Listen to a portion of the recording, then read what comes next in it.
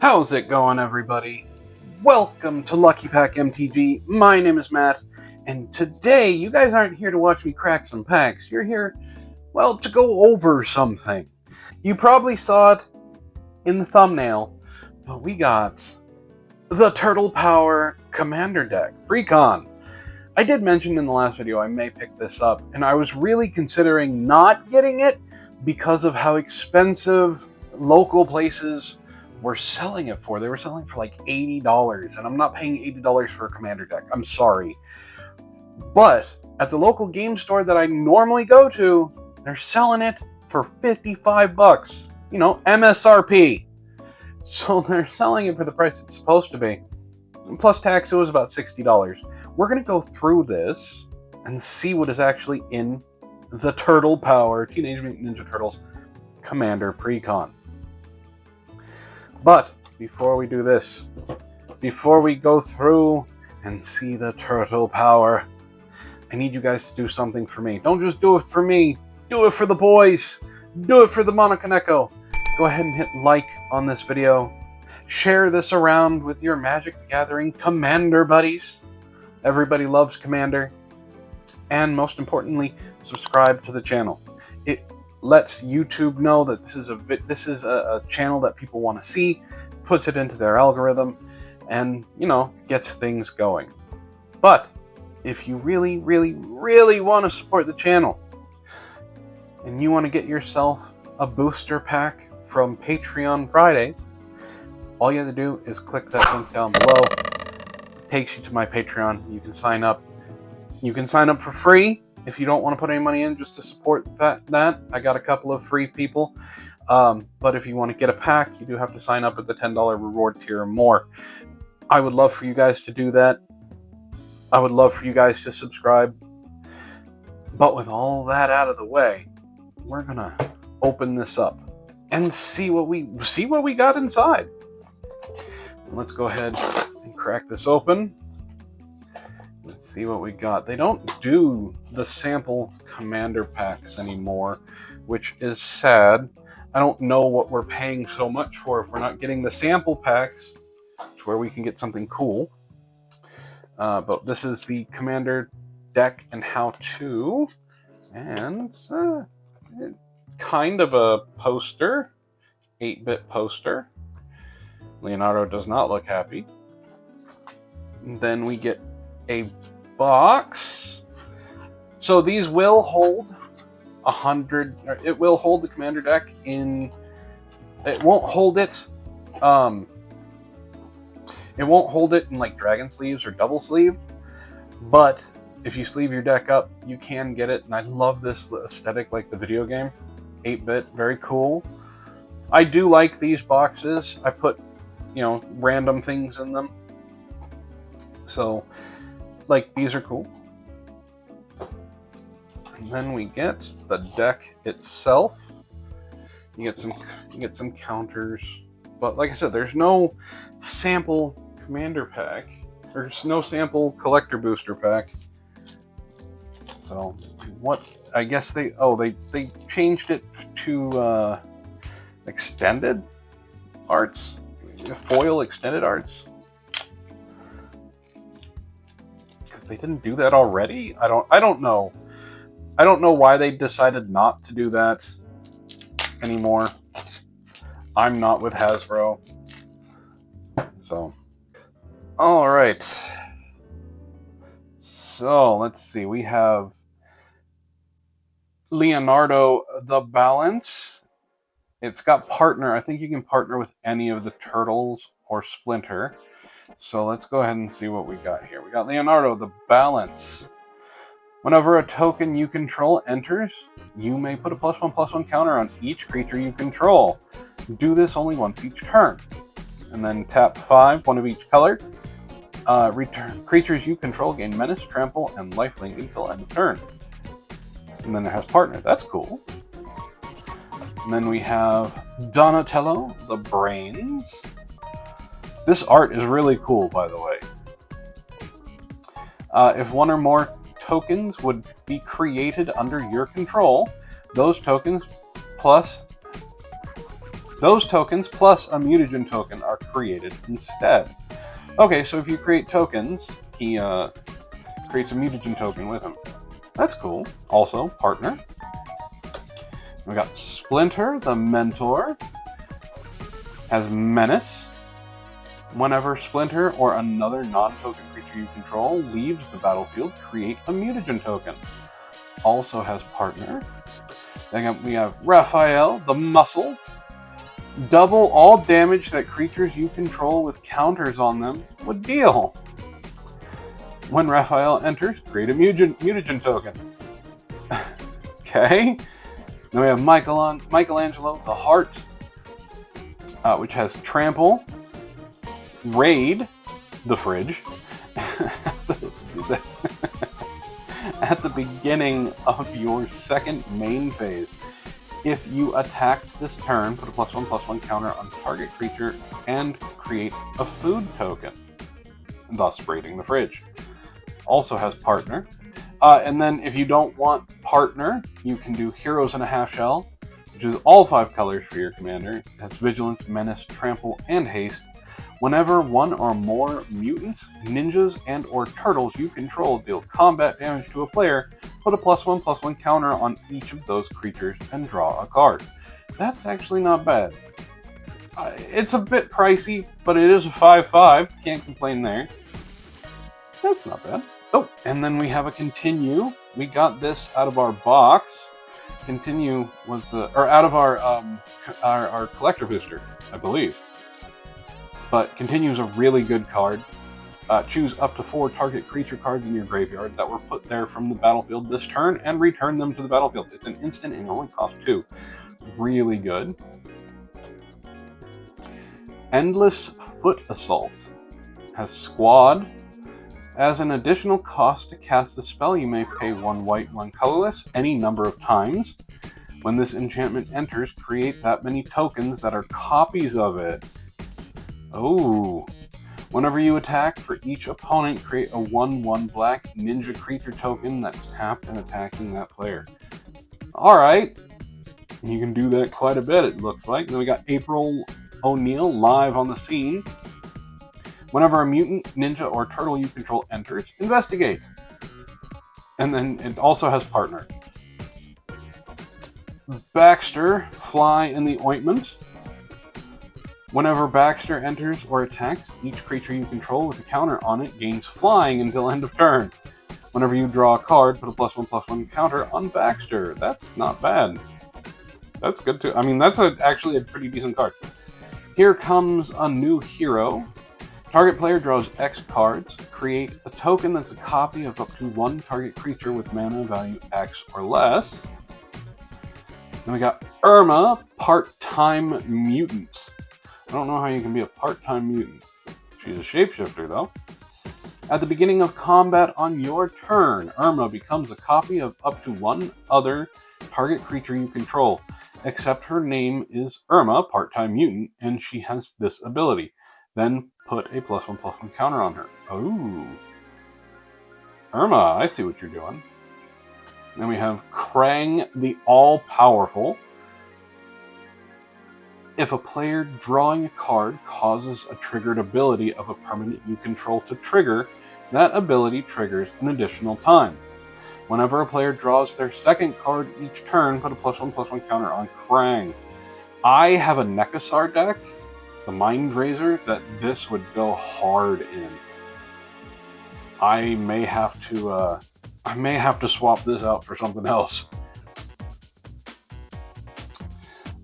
Alright, I'm gonna hurt my hand, so I'm gonna go about halfway down here.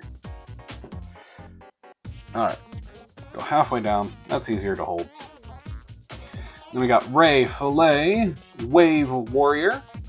He has Flying and Evolve. Whenever a creature you control enters, if that creature has greater power or toughness than this creature, put a +1/+1 counter on this creature. Evolve was always kind of an abusable ability. Whenever a creature you control with a counter on it deals combat damage to a player, draw a card. There's a lot of card draw in this deck. Bebop, Skull and Crossbones. partner with Rocksteady, Mutant Marauder. So he can't partner with anybody. He has to partner with Rocksteady, which makes sense. Has Death Touch. Whenever Bebop deals combat damage to a player, you may draw X cards, where X is the number of counters on Bebop. If you do, lose X life. Alright. No, we don't have Rocksteady yet. This is Dimension X Pizzasaur. You, Food Alien Mutant. When this creature enters, put 2 +1/+1 counters on target creature. When you do, destroy up to 1 target creature with mana value less than or equal to the number of counters among permanents you control. And then you can sacrifice him, gain 3 life, and each opponent loses 3 life. Oh, I mean, he can be used when you destroy when you put counters on him. You can destroy a target creature with mana value less than equal to the number of counters among permanents you control. So it's not just him. That's actually really good. And then we got Foot Chopper, which you see in the video game. Is an equipment. When this equipment enters, create a 1/1 black ninja creature token and attach this equipment to it. Equipped creature has flying. Whenever equipped creature deals combat damage to a player, you may sacrifice it.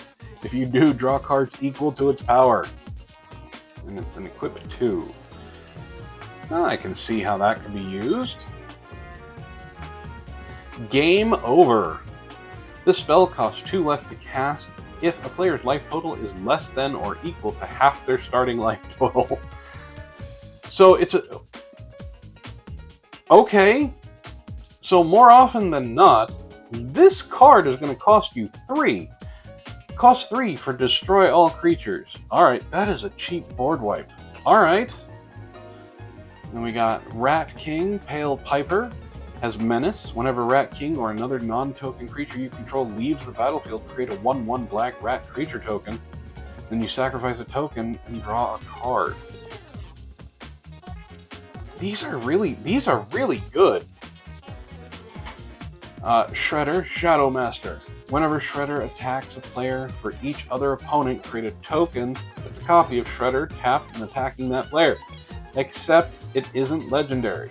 Sacrifice those tokens at the end of combat. Whenever Shredder deals combat damage to a player, that player loses half their life, rounded up. Then we have Swift Demise. Swift Demise deals 1 damage to target creature, then destroy each creature you don't control that was dealt damage this turn. These are not bad. Casey Jones, Back Alley Brute. Menace. Whenever Casey Jones attacks, put a +1/+1 counter on target attacking creature. Whenever you put 1 or more +1/+1 counters on creature you control, Casey Jones deals that much damage to a target opponent. These are... like, they went hard for this. I don't know how many rares are actually in this Precon. This is actually a really good one, though. Electric Seaweed. Oh, if you've played the original Teenage Mutant Ninja Turtles game, you know how awful this plant seaweed was in the dam level. Everybody has heard about it. I played the game. That level was hard. Very, very hard. Has Defender and Haste. I don't know why a Defender would have Haste, but okay. When this creature enters, until end of turn, whenever another creature dies, this creature deals 1 damage to each non-wall creature. And then tap it. Oh, okay, so you can tap it and deal 1 damage to any target. Cheeky. Then we got Fast Forward. This spell costs 1 less to cast for each opponent you attack this turn. Goad all creatures your opponent controls. Your opponents control. They can attack anybody but you. Alright, that's not bad. Shell Shock. For each opponent, choose up to 1 target creature that player controls. Shell Shock deals X damage to each of those creatures. You create a mutagen token for each creature dealt damage this way. That's not bad for an instant. Then we have Special Move. Everybody has a special move. Jump Kick, destroy target artifact. Oh, you get to choose 2. Dash attack. Put 2 +1/+1 counters on target attacking or blocking creature you control. And then foot toss. Target creature you control deals damage equal to its power to any other target, then sacrifice it. It is a fling with bonuses. Nice. Tempestra, Dame of Games. Sacrifice an artifact. Create a token that's a copy of another target creature you control, except it isn't legendary. It gains haste. Sacrifice it at the beginning of the next end step. Alright. Oh, we got another Toka and Razar. This is Toka and Razar unsupervised. They have First Strike. They're 3/3 for 3 with First Strike. Not bad. Whenever another non-token creature you control leaves the battlefield, put a +1/+1 counter on Toka and Razar and create a treasure token. This ability triggers only once each turn. Even for triggering once, that's a good thing. Oh, we got high score. If one or more +1/+1 counters would be put on a creature you control, that many +1/+1 counters are put on it instead. At the beginning of your end step, draw a card if you control a creature with the greatest power among creatures on the battlefield. For 3. For 3, that's good. It's not a token doubler, but it will increase, and it has card draw potential. Leatherhead, Iron Gator. Trample and haste for 7. A 5/5 for 7. Whenever Leatherhead attacks, put 2 +1/+1 counters on each creature you control. Alright, Leatherhead. Okay, this, I don't know when this happened. If it happened in a recent comic, I don't know, but so far, Leatherhead has always been a guy. In this instance, Leatherhead is a girl. I don't know. And then we got Level Up. These are all rares so far, folks. That's a lot of rares. I mean, this is a lot of rares. Even for, look at this. Even for a commander like Precon, this is a lot. And we're not even talking about the lands yet, which we're going to get the normal gaggle of lands. I believe there's a City of Brass in here, but we're going to get the normal gaggle of lands like Exotic Orchard, and then the Snarls and things like that. All right, level up. Enchant creature. When this aura enters, put a +1/+1 counter on enchanted creature. Enchanted creature has, whenever this creature attacks, double the number of +1/+1 counters on it. Then if it has power 10 or greater, draw a card. Yo, dog, I heard you like counters, so we're going to put counters on your counters for your counters. Card draw and counters. That's what this deck should actually be called. Although what I don't see in here yet is Turtle Power. The turtle buff card that I drew that I pulled out of the box. Ninja Pizza. Foods you control have sacrifice this artifact. Add 1 mana of any color. At the beginning of your second main phase, create a food token. Oh! Academy Manufacturer would make this card go nuts. Now we got Rocksteady, Mutant Marauder. Oh, he's a pirate. Okay. He partners with Bebop, Skull and Crossbones. I guess that makes sense. They're both pirates. Based off of Turtles in Time. Okay. I'm all for it. Trample. Whenever another non-token creature you control enters, put a +1/+1 counter on target creature. Not just Rocksteady, on anybody. Then we have Super Combo. Replicate 2. So you can pay that 2 cost. When you cast this spell, copy it for each time. You can pay it for as many times as you want, and it replicates. Target creature you control deals damage equal to its power to target creature an opponent controls. Nice. Oh, and then we have a dual spell. Double Jump and Flying Kick. So double jump. If Put a flying counter on target creature you control until end of turn. It has a base power and toughness of 5/5. Then flying kick. Target creature you control deals damage equal to its power to target creature an opponent controls. It has fuse, so if you have 4 mana, you can cast both. Then we have Arcade Cabinet. When this artifact enters, put a +1/+1 counter on each of up to 4 target creatures. Sacrifice a token, double the number of counters on target creature. Ooh. Big Mother Mouser. This creature enters with 2 +1/+1 counters on it. Whenever this creature attacks, double the number of +1/+1 counters on it. When this creature dies, create a number of 1/1 colorless robot artifact creature tokens equal to the number of +1/+1 counters on this creature. Oh. Okay, she's good. And then we have Coin of Mastery. Each creature you control enters with an additional +1/+1 counter on it for each mana from an artifact source spent to cast it. And then you can create a treasure token. Alright. And we have an Exploding Barrel. Everybody likes exploding barrels. Put 1 mana, or add 1 mana of any color. Put a pressure counter on this artifact. And then 8 and tap it, sacrifice this artifact. It deals 20 damage to target creature. This ability costs 1 less to activate for each pressure counter on this artifact. Activate only as a sorcery. Oh boy.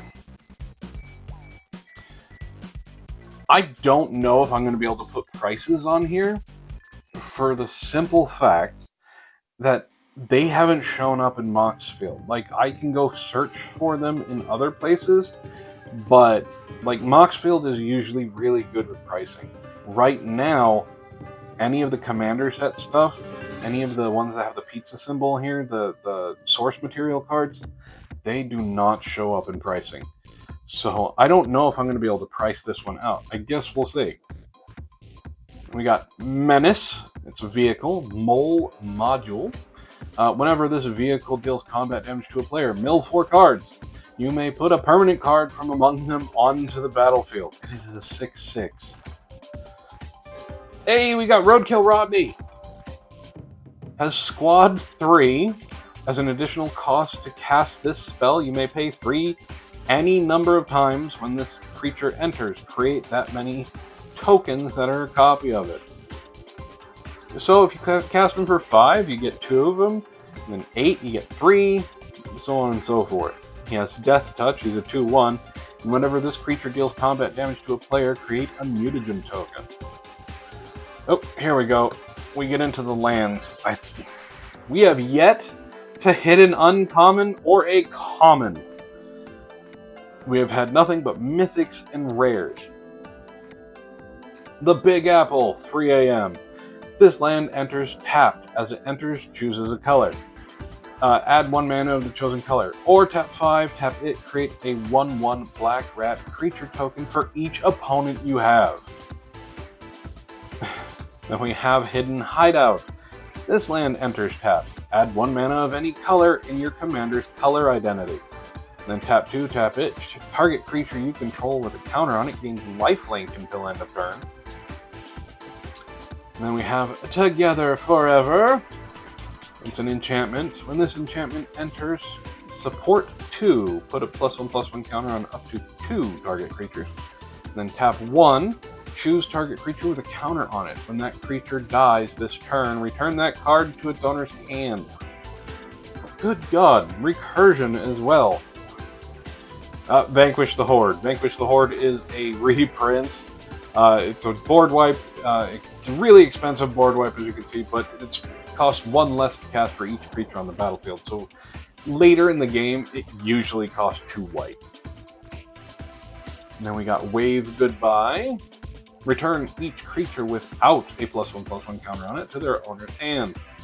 With this deck, that is every other creature. Every other creature but yours. Blasphemous Axe. There we go. We got a reprint of Blasphemous Axe. Same thing like Vanquish the Horde. really expensive, but it costs 1 less to cast for each creature on the battlefield, and then it deals 13 damage to each creature. Biogenic Ooze. I think this is a reprint. When this creature enters, create a 2/2 green ooze creature token. At the beginning of your end step, put a +1/+1 counter on each ooze you control. And then you can tap 1 colorless and 3 green to create a 2/2 green ooze creature token. Tokens and counters. Tokens and counters, tokens and counters, tokens and counters. And this is /clone. It is a skin of Steelbone Hydra. This creature enters with X +1/+1 counters on it. And then you can remove, with 1 green, 2 colorless, remove a +1/+1 counter from this creature, destroy target artifact or enchantment. It's a skin. That's what I call them. I call them turtle skins. Vigor. This is a skin of Vigor. Heralds of the Shredder. Has Trample. If damage would be dealt to another creature you control, prevent that damage. Put a +1/+1 counter on that creature for each 1 damage prevented this way. When Herald of the Shredder is put into the graveyard from anywhere, shuffle it into its owner's library. Holy crap. There is a reason Vigor is an expensive card. Aggro Amalgam. This is Vicious Hydra. Has Trample. And this creature enters with X +1/+1 counters on it. When this creature enters, choose 1. Double the number of +1/+1 counters on this creature, or this creature fights target creature you don't control. And we got an Assassin Trophy! Alright. Destroy target permanent an opponent controls. Its controller may search their library for a basic land card, put it onto the battlefield, then shuffle. It's a really good creature destruction card. Humongous Fungus. This is Corpse Jack Menace. If 1 or more +1/+1 counters would be put on a creature you control, twice that many counters are put on it instead. Oh, okay. Hey, Chromatic Lantern. That's from the 3rd Turtle movie.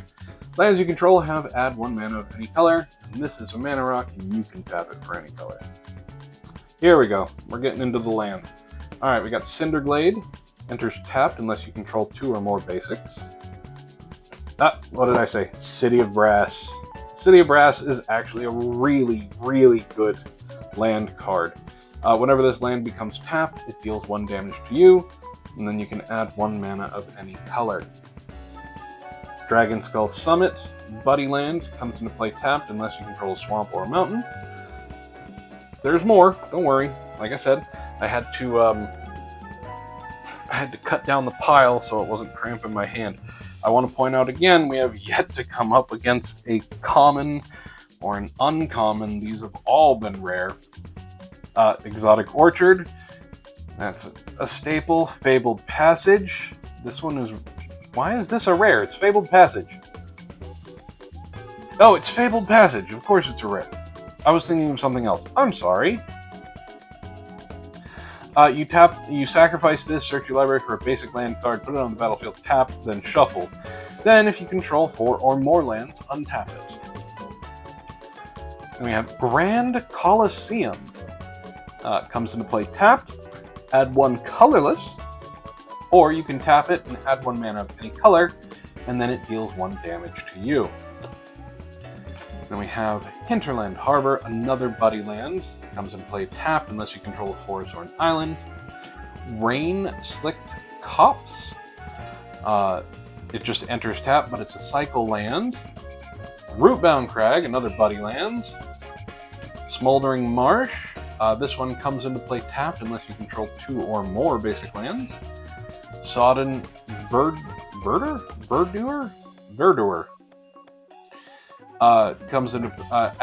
Comes into play tapped unless you control 2 or more basics.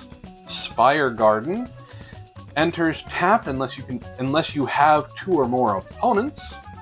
Sunken Hollow enters tapped unless you control 2 or more basic lands. Undergrowth Stadium. This one also 2 or more opponents. Vernal Fen 2 or more basic lands. Here we go. Here are the uncommons. Lita, little orphan amphibian.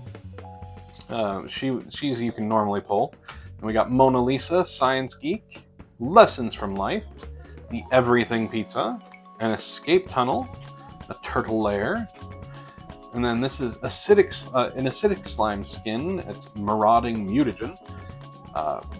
If you don't know what acidic slime is, it has death touch, and when this creature enters, destroy target artifact, enchantment, or lands. It's actually really good. We have a cultivate, harmonize, arcane signet, soul ring. That is a cool soul ring. So arcane signet and soul ring are in every single Commander Precon. But that's really cool. I like that. It's the pizza sign. We got Ash Barrens, Command Tower, which you always get. A new Evolving Wilds. That's very cool. That's Donnie's room. Path of Ancestry, Thriving Grove, Thriving Isle, Thriving Moor. I'm actually surprised not all of the Thriving lands are in there. Vibrant Cityscape. And then here's our basics. We got all the basics. And then all of the tokens. This is not enough tokens. Like, with everything that they're telling you and things like this is not enough tokens. At all. Clues. Rats. Treasure. Do I get a mutagen food token? I didn't even get a mutagen food token in this. Just yikes. Like, okay. So normally, there are not this many rares in a Commander Precon. This is 75% of the deck? Maybe 70% of the deck? And some of these, like, aside from the lands that don't, the only land that is really worth anything, there are 2. Actually, there are more. Where are they? The ones that have opponents. So, Grand Coliseum might be worse. Because it's kind of a city of brass.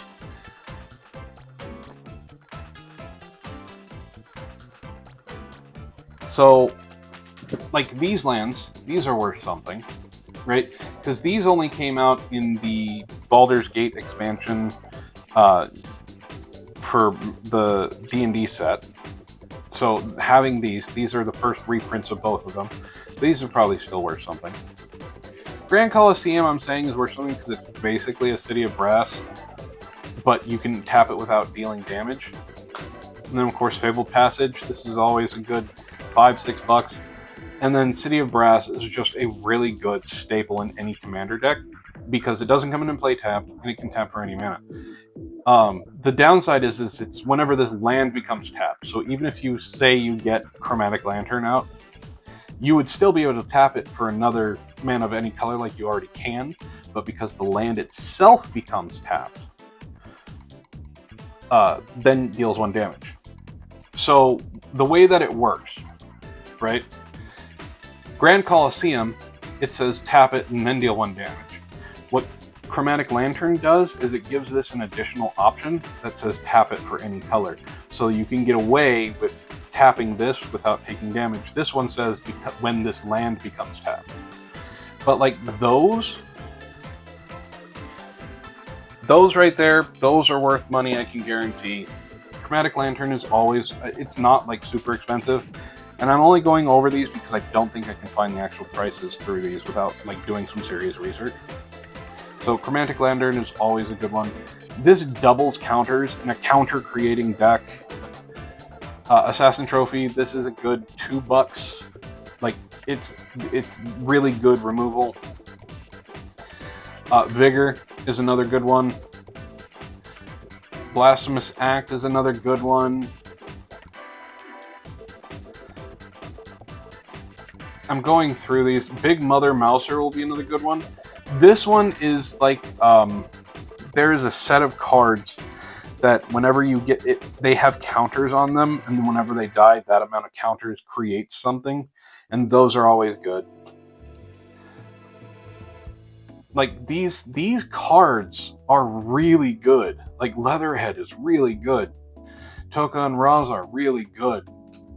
Like, these cards do work really well together. So I'm gonna have to test the deck itself. Like, and there's a ton of partner synergy in here too. Like Rocksteady and Bebop, you can still play, or Rocksteady and Bebop, when you play one, you can play the other. And then the partner ability, like, you can partner with any of the turtles. Continue is a really good card. These all do things. And I say that, and it's like, well, of course they do things. The cards all do things. I mean, they do things. Like, this entire deck, for $55, I'm pretty sure I got more than my money's worth, even if 60% of the rares are jank, like 50 cents or less. But that's it, guys. That is the Turtle Power Commander deck Precon.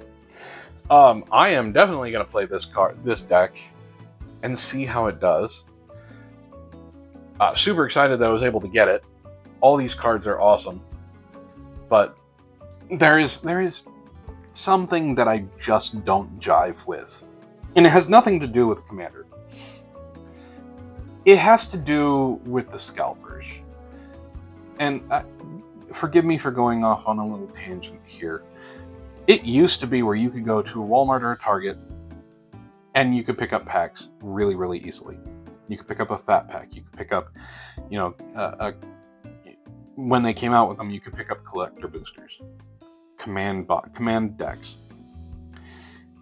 Now, you can't. Like, unless you're there right when they deliver them, you can't. For those of you out there who are pissed off about this like I am, I don't know what we can do except go to... And I do support going to local game stores. It's probably the best thing you can do. Like I said, this deck, right? Turtle Power. This deck, at Fred Meyer, at Target, at Walmart, at any place else, like Best Buy, they're charging you $80. And the reason they're charging you $80 is because there is a specific person who is a quote-unquote vendor that sets the prices there. And the vendor wants this to be another Final Fantasy. Final Fantasy fucked people. Like, fucked them in the head. Forgive my language. Because it wasn't Magic the Gathering people who were fans and players who were buying Final Fantasy. It was Final Fantasy fans who were buying the commander decks and buying the collector boosters to get the cards to never play with them. So Final Fantasy fucked Hasbro's and WotC's view of these sets. That's why they've been coming out with so many of these that people are getting tired of. Spider-Man, Teenage Mutant Ninja Turtles, Avatar: The Last Airbender, they all want them to be the next Final Fantasy. But they're not going to be. Final Fantasy was a one-off, okay? Even Lord of the Rings, which still is along the lines of Magic the Gathering kind of stuff, fantasy, sword and sorcery, Final Fantasy is too. But it was a one-off. Final Fantasy sold gangbusters for the reason that it's Final Fantasy. So there's a new Marvel set coming out. I don't know. Each set like this seems to be a little underpowered on purpose. Like the Teenage Mutant Ninja Turtle set itself is a small set. If you watch the box opening I did last week, I got a ton of replicas, and I'm not talking like rare replicas. I'm talking about I got full play sets of all of the commons. I got full play sets, I believe, of most of the uncommons. It's because of how small the set is. I'm not upset about this set. I love it. I'm a Teenage Mutant Ninja Turtles fan. I was a Final Fantasy fan. But I don't like that they're upping the price as much as they are. There's an MSRP for a reason, right? Now, I understand the secondary market, but that's not... you don't try and get your recoup from the secondary market through the first purchase. Right? That's not how you do it. But that's how companies are playing it right now. And until the market itself learns, we're going to have to deal with this. So support your local game stores. Go do that. Buy packs from them. Buy boxes from them. They give you the stuff that's supposed to go with it. Like the box toppers for the older sets and things like that. Go buy from them. $55 compared to the $80 that they're charging at MSRP in the regular stores. But that's my little rant over. So guys, if you liked this video, go ahead and give this a like. If you didn't like the video, give it a dislike. Share this around with your Commander friends. And of course, subscribe to the channel. It really does help. And if you want to support the channel, you want to get in on Patreon Friday, best thing you can do is hit that link down below for my Patreon. Join up at the $10 reward tier, and you get yourself a pack. You get to share some of my luck. But, with all that being said, this has been Lucky Pack MTG. My name is Matt, and I will see you guys next time.